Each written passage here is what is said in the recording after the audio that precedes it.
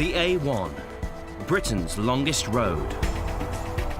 Stretching almost 400 miles from the City of London to the heart of the Scottish capital. Connecting two nations and passing through 18 counties. It's an unrivaled highway used by hundreds of thousands of vehicles every day. We're going southbound down the A1 on the northbound carriageway. But not all journeys go to plan. I thought I'm going to lose my life. Cars are coming close. It is the dangerous place to be. Lives can hang in the balance. The rear end of that vehicle, it's unrecognisable. This is actually the bodywork of the car. 24 hours a day, It's not a safe place here. there's a team of people who keep us safe from harm. The police, Vehicle come off the road, gone into a hedge. response teams, We don't know whether they've got the road closed or we don't know what's happened. and traffic officers. Right, keep going. Keeping Britain's most iconic road Get out! on the move. Substantially damaged flatbed truck in lane 2. The A1, the monster that it is, it'll start to return to normal. Coming up, a countryside crash leaves a biker fighting for his life. You're always thinking the worst with a motorcycle accident. Traffic officers come face to face with a lorry driver flouting the law. You can't stop on a hard shoulder of a motorway. I'm going to break the law then. And for one motorist, a blowout sparks a culinary crisis. We teasing the oven, teasing the dog. From busy city routes to urban motorway and even countryside road, the A1 is an ever-changing landscape which can bring unique challenges for the people that work the length and breadth of this historic highway. A1 Patrol Officer PC Darren Lance Patch, in his native Northumbria, covers more than 70 diverse miles of the road. He's heading to one of its most troublesome sections, just north of Newcastle. Here, the A1 becomes a single-lane road, with no central reservation. The dynamics of accidents change. You get more serious accidents up here with motorcycles and cars. And we do get quite a lot of head-on collisions on this road, simply because people want to do the overtake on the single carriageway, and they don't appreciate how fast the inbound car, is coming towards them. And not long after, a call comes in confirming just how treacherous this section of the A1 can be. It's a motorcycle RTC. Rider looks to be injured on the floor with damage on him. As one of the closest patrols, Sirens on. Darren responds immediately.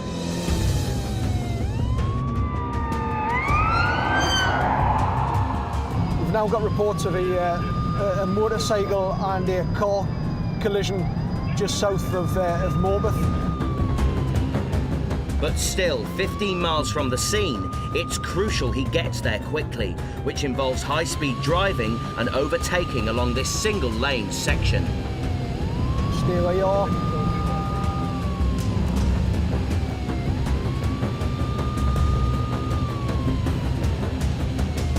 We've got very little details at the minute, but we believe the motorcyclist is injured. You're always thinking the worst with a motorcycle accident.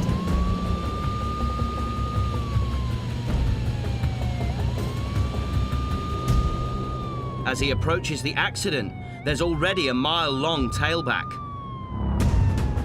forcing Darren to squeeze perilously between queuing traffic and oncoming vehicles.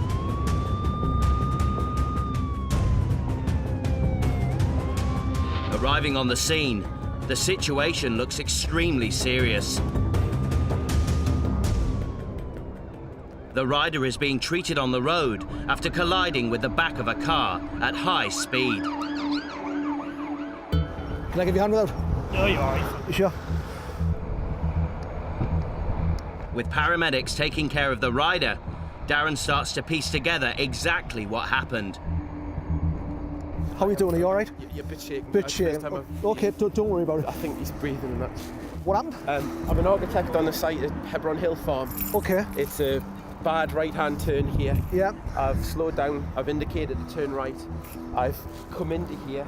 And as I was driving in, there was an almighty whack. All I would assume is that he's tried to overtake. The full force of the impact has flung the rider almost 20 metres down the road. The driver of the silver car here, the BMW, he appears to be okay. A little bit shocked and shaken, but we're going to get him away, get him up the site, we'll get a cup of tea, get him warmed up, and then we'll keep the road closed until we make sure he's all right.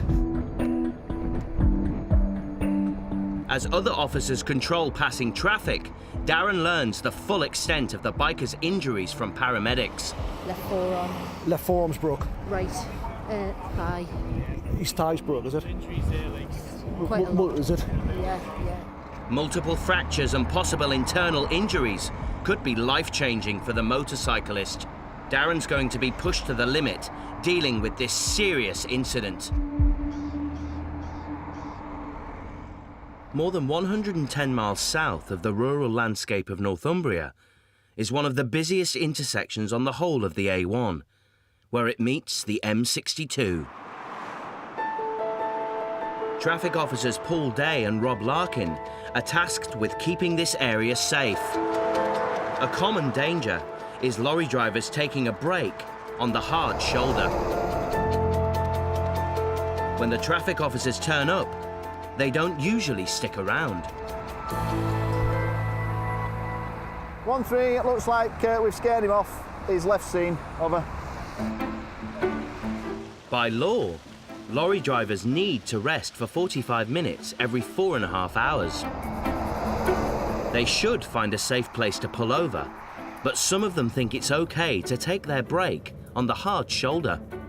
But that's against the law. For an LGV parked on hard shoulder, Rob. Paul wants to catch this trucker before he gives him the slip. Because it's quite wide, LGVs just think it's okay to stop, especially foreign LGVs. They don't realise that they cannot stop on a British motorway, except for an emergency. The driver's keen to let Paul know he's abiding by the rest break rules. Hi. Good day. All right? Yes. 45 minutes. Can't stop on a British hard shoulder, boss. You have to come off at the next junction. I have no parking place here. It's not my problem, mate. You'll have to come off at 37 and turn right. When you turn right, there's a parking space off there. Okay. Okay? Thank you. Thank you very much. All right.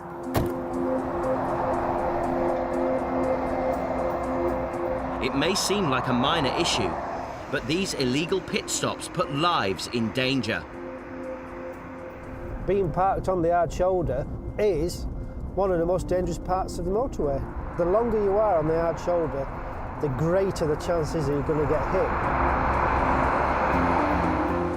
More than 50 people are killed or seriously injured in hard shoulder accidents on Britain's roads each year. Yet despite the danger, drivers continue to put themselves and others at risk. But with thousands of lorry drivers using the A1 every day, it's a battle to which Rob and Paul will return.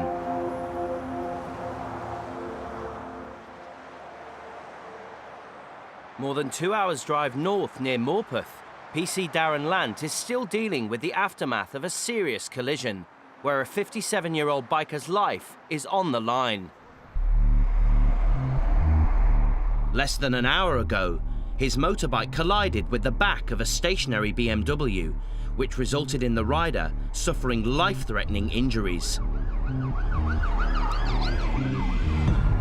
After stabilizing him, the paramedics can now get the motorcyclist off the road and into the ambulance.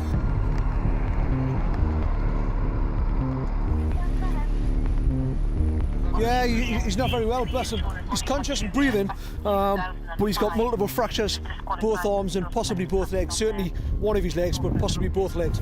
With the paramedics taking care of the biker, Darren's attention now turns to the traffic, which is tailing back several miles in both directions. It's the main road, isn't it? There's only one way in and out of Scotland up this way, so we've got to get this open because of the delay in traffic. People getting frustrated. But before the road can be fully cleared, Darren needs to document the scene and gather any evidence which could be used in a prosecution.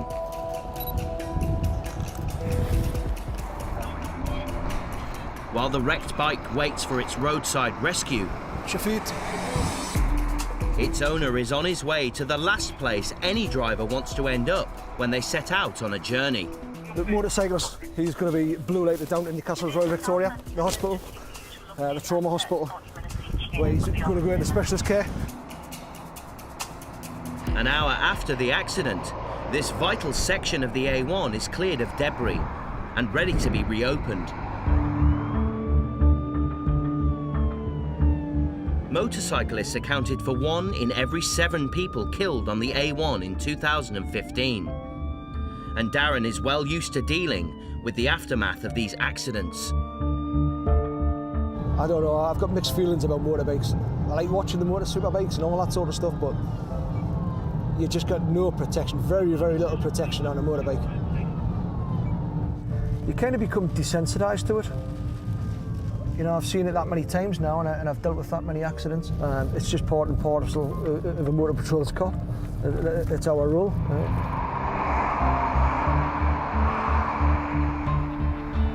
With the motorcyclist heading to hospital for emergency treatment, back at base, Darren has the difficult task of informing his family.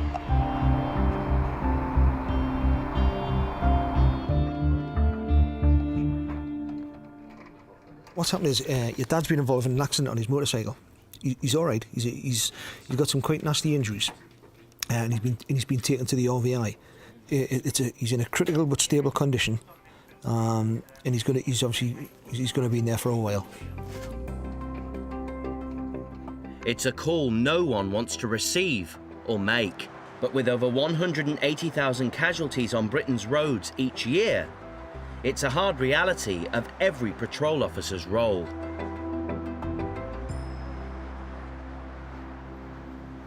"130 miles south, on one of the busiest motorway stretches of the A1 near Doncaster, 2 Highways England traffic officers are on a mission to prevent accidents. Rob and Paul are on the lookout for lorry drivers illegally blocking the hard shoulder, putting themselves and other drivers at risk. And now they've got another lorry in their sights. He looks like he's broken down, but I'm not sure. Drivers can only stop on the hard shoulder of the A1 in emergencies. But some truckers use it as a parking spot when trying to follow an EU law saying they must rest for 45 minutes every 4.5 hours. Hiya, mate. What's up? I just realised I'm on my 4.5. I knew you were going to tell me that.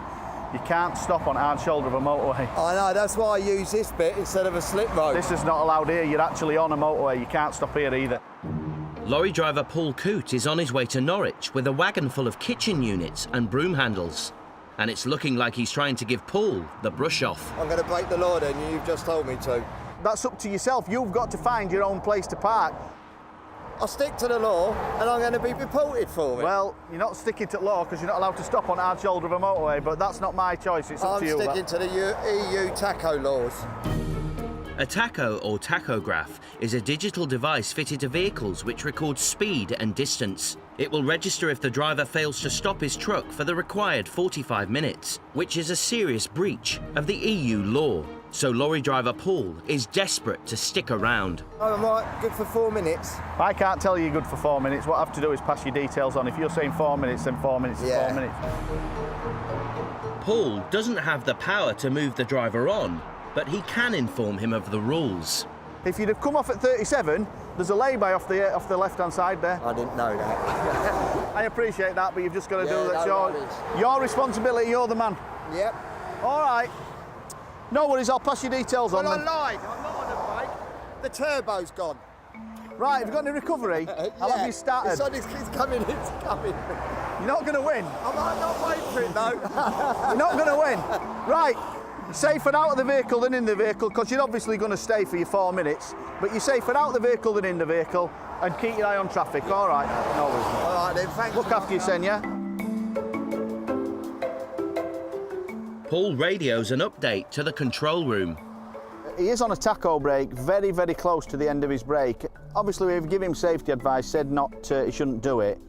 We've had a bit of a debate about it, and the upshot is he's staying here till he's finished his brake. Over.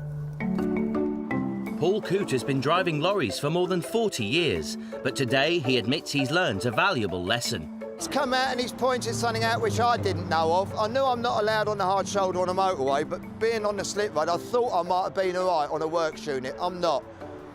It's something I've learned, and that's the way it goes. It's practically impossible to know every area, every place you could stop. If you're on a regular route, you know what you have a regular stopping point. Once I realised I was 3 miles from the M18, I had to stop. Got to adhere to the law, but it makes you break another law. So where'd you stand? It's just a nonsense, I'm afraid. The tacho laws were brought in to protect truckers from being asked to drive while tired. And fatigue is still a factor in about 1 in 5 serious motorway crashes.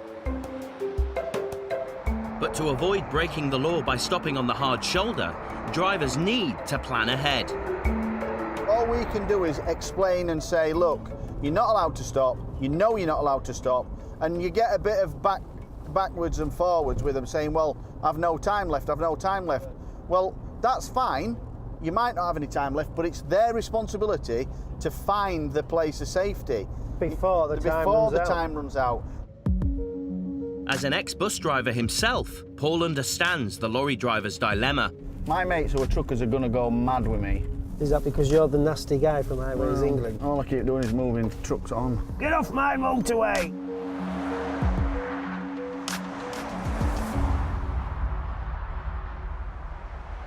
As Britain's longest road, the A1 sees its fair share of broken down vehicles.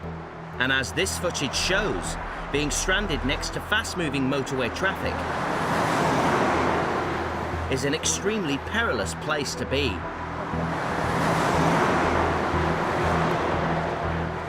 On the western bypass near Newcastle, there's no hard shoulder for stricken vehicles to pull into, so they're especially vulnerable.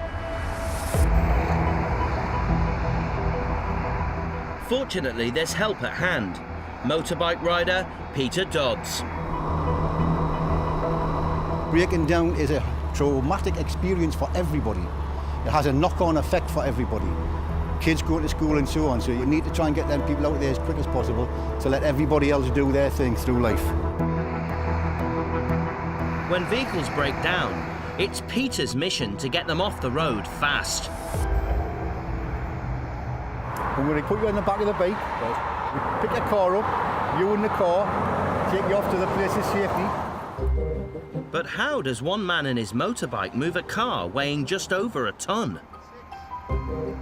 This is no ordinary bike. It's been specially adapted with a hydraulic trailer. It unfolds, allowing Peter to carry cars and small vans off the A1, all in a matter of minutes. Which is why round these parts he's known as the Minuteman. Just driving up the road and the car just came up with a fault on the dashboard. It totally put out. It wouldn't restart. In next to no time, the Polo is hitched up on Peter's trailer. It's awesome technology that gets us off the road and safe quick. In just 10 minutes, Peter and his incredible bike are back on the road, with driver and car in tow.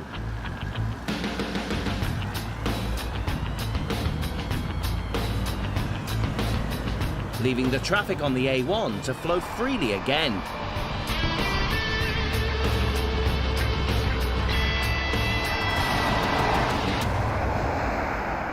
Peter's one of a small band of Minutemen patrolling the A1. They deal with more than 900 incidents every year. And their powers really come into their own when dealing with emergencies. There's been a 3-car pileup outside Newcastle at rush hour. With traffic mounting, it looks like there's no way through. This is clearly a job for the Minuteman. Peter makes short work of cutting through the cars.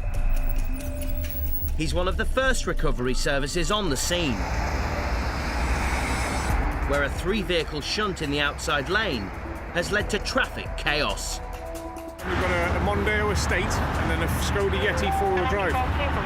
The lightest one there is going to be the Astra at the front, actually. Let's have a look.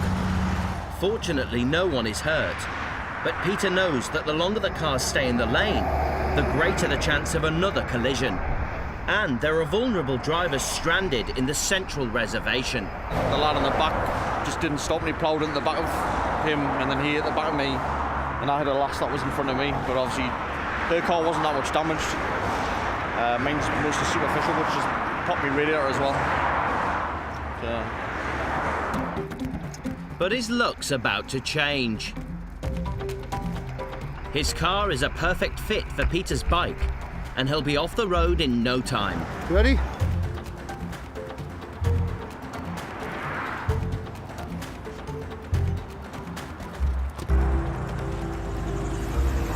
Are you ready to go? We're taking on the engine of the north out the way. Jump in your driver's seat there, don't touch anything. Yeah.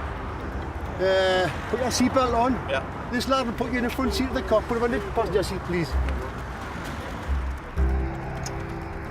Peter's ready to roll, just as the recovery truck turns up to deal with the other 2 vehicles.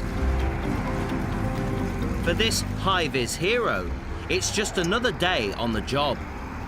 And for the drivers desperate to get on their way, Peter and his high-tech bike have saved the day.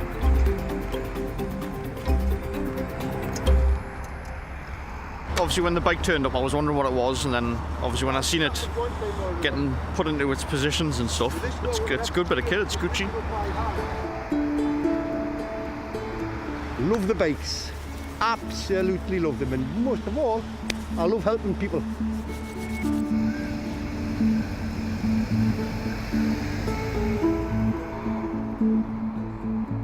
With more than 60% of us commuting by car, it's no surprise Britain's major roads feel the strain.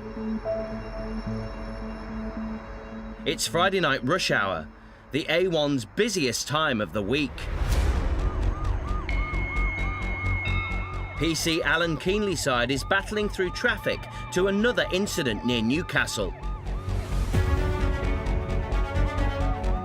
So we're travelling to a report of a live lane breakdown on the A1. So we're in rush hour traffic now, it's dark, it's potentially going to be on an unlit or poorly lit section of the A1. So we've got a real risk here of a stationary car in the slow lane of the A1, and it's vulnerable. And we need to get there really quickly. Worst case scenario is a car travelling at 70 miles an hour crashes into that vehicle. There's always injuries, it's quite often loss of life. So yeah, we treat it really, really seriously. The vehicle's going to be around this bend. There it is. It's actually sticking well up into lane 1. Alan's called in help from colleagues in an unmarked police car. Do you want to come ahead of me in the unmarked? What I've done then is that's an unmarked motor patrol's vehicle. It's safer to have a fully marked vehicle at the back using all our reflective equipment. With traffic building fast, Alan needs to make sure the driver is out of harm's way. It's backed up as far as you can see backwards in lane 2. I would normally go down, but they've actually just pushed it. So they've been able to push the vehicle downhill. That'll get the 2 police vehicles off the road, and then we can deal with this broken down with all lanes open. You all right? Yeah, I'm all right. You all right? You've got a big massive pop on the inside. Brand new tyre as well. Driver Alistair's had a blowout on the main carriageway, and Alan's not prepared to let him change the tyre in such a dangerous spot. We could temporarily stop the slip road. Do you want me to put a closure on just before the junction? Yes, mate. Go to the kennel. Yes, mate. Alan has no choice but to shepherd the car back onto the A1. While the other team closes the slip road, driver Alistair reverses the car the wrong way up it. And he finally finds a place of safety.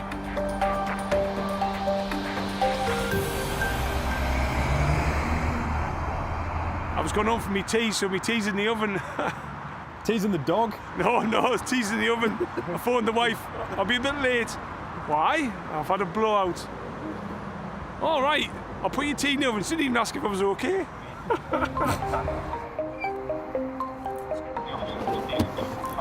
Blown there. Blown there. Right the way around. That was the tricky bit. There you are, try that. But changing the wheel is proving a much tougher job than they both expected. Is it going in at all, is it? No. Seems to be a fair bit still to go on that. Yeah, there is. On all 4 of them. The only thing I can think is you're putting a steel wheel on and it's an alloy wheel nut. Not safe to drive, was it? The pair are baffled as to why the bolts are failing to fully tighten. But Alan's determined to get Alistair on his way and hopes someone at the local services can shed some light.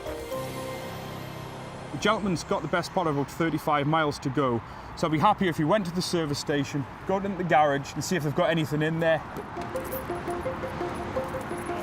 I'm kind of hoping, if I've got to be honest, that this service station that we're heading to might have some repair parts. It's always nice to be able to help someone to a resolution whereby they're on the way and they're on the way home. At the service station, it looks like help might be at hand. Sometimes in these places you get people from the AA and the RAC who might be taking a break, and if I cue the right alley light, it's the RAC. See who it is? It's the 4th emergency service. Oh, is that the AA? That's the AA. It's the 5th emergency service. I'll ask him anyway. But the driver doesn't have the parts. This lad's just a recovery lad, so unfortunately he can't help me. So Alistair finally calls his own recovery provider, hoping they can get to grips with the tricky wheel bolts. See, we've got a canny gap, and that's as tight as we can get them. But That's right. is it? Aye, there's a sticker there, tells you. It's telling you that's all right. Who reads For that- instruction manuals? Why didn't we see that? So point it to that sticker there, which clearly shows that there's a gap between the nut and the casing of the wheel, which we've got. If there was something wrong, at least he's going to check it and you're going to get the professional to have a look at it with the proper You've already torque. looked at it. If you lads hadn't been there and I'd done that myself, I would have been like, no way. Yeah. It's not very obvious, is it? It's only yellow on black. That could have made it Yeah. stand out a bit more, couldn't it?